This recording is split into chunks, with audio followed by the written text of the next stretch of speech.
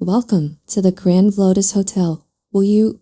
No, I'm sorry, you just look really familiar. Welcome to the Grand Lotus Hotel. Will you be staying with us?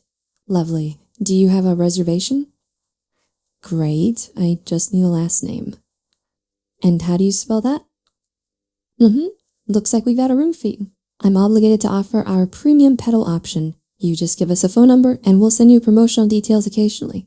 I always suggest that our customers should get it, since you get a care package if you sign up, and you can always block the number. Are you interested? Splendid. I just need a phone number then. And you're all signed up. When room service comes around, they'll leave a package on your bed. I hope you enjoy your stay at the Grand Lotus Hotel.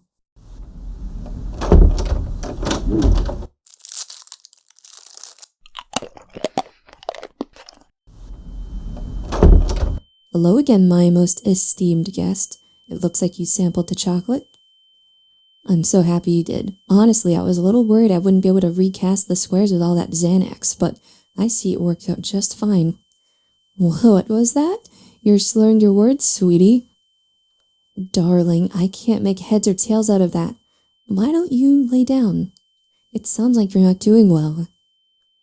Lay down now. Here. Let me help you.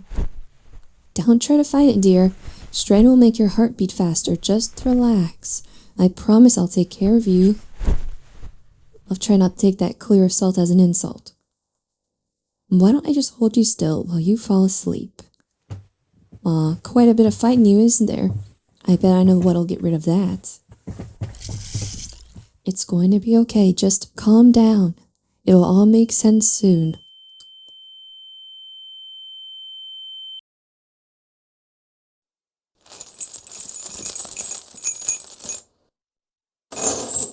Don't thrash too much. You wouldn't want to hurt yourself, would you? I said, stop thrashing. Aw, don't you remember me? It hasn't been that long. No, I don't think I'll step forward. Not yet. Just give me a moment to look at you. You look divine, dear. Even when you're being so disobedient, you'll have to tell me what you do to make your hair sit like that. Such harsh words. Isn't this how you show your gratitude? Yes, you should be grateful. I made sure not to ding you the whole way to my trunk. It's not easy to move an unconscious human, you know. The balancing is all off. Don't speak. What I meant to say is, you already got your question, so now it's my turn. Why did you ghost me? You ghosted me. We matched 2 days ago. We had 19 wonderful messages and then nothing. Gone without a trace. Why? You need to answer my question before I begin to touch another one of yours.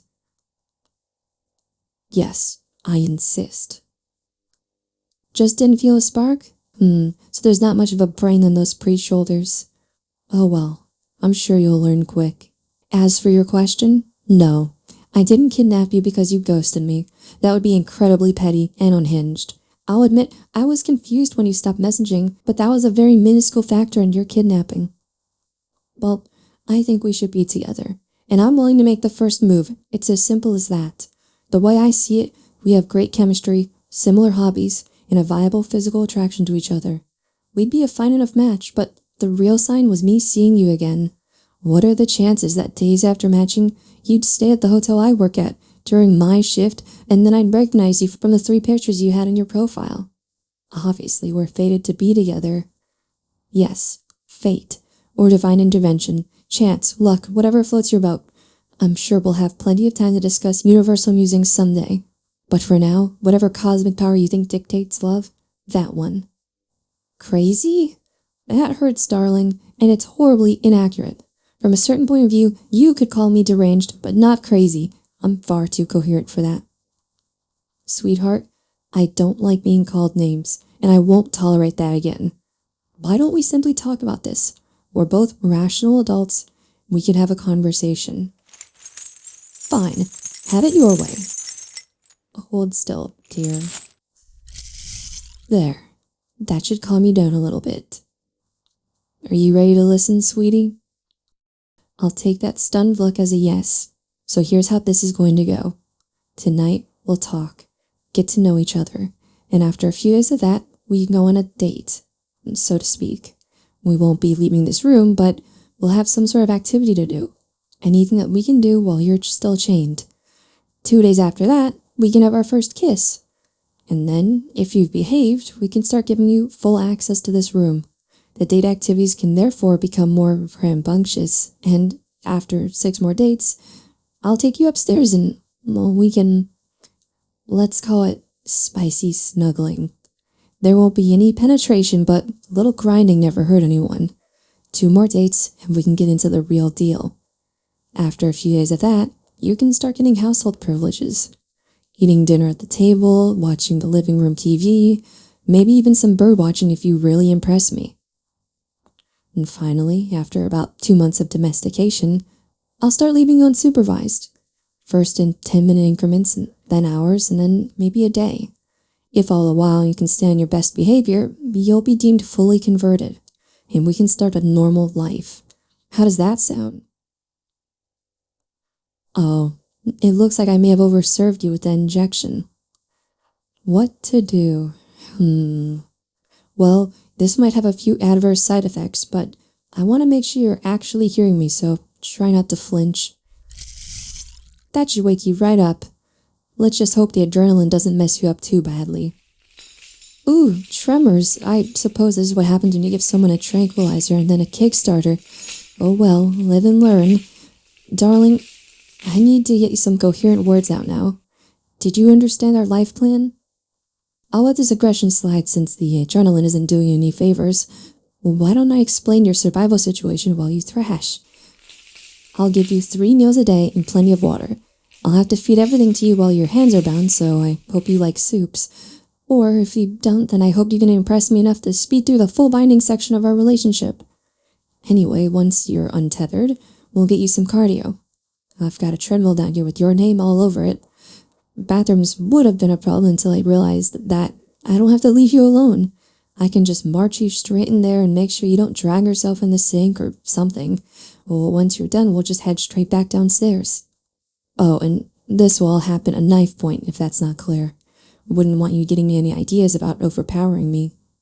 And while we're on that note, I'll be keeping your legs shackled to ensure you don't get any ideas about running. And should you raise a hand against me, well, I know exactly which muscles to cut to render your arm limp. It'll heal, but not quickly, so if you like holding things, I wouldn't make me mad twice.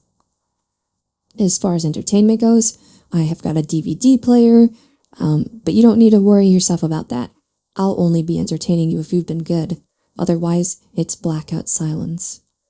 And I think that's everything. Did you catch all that? Still a little hopped up on the adrenaline, I see. That's fine. I'll be back with your first meal in a few hours. Darling, I know you're a smidge out of sorts right now, but you know how I feel about name-calling. I set clear boundaries, and I don't want them crossed. Sweetheart, last chance. If you say another word, I promise you won't like the outcome. Fine. I've been more than patient. I'm leaving. If I come back, it'll be to punish you. Otherwise, I won't come back at all. I'll just let you starve, and then I'll throw your body out. And while you're alone, I want you to realize that this is how I felt when you ghosted me. Pretty words won't save you now, sweetie. Say hello to any rats for me. Ta-ta!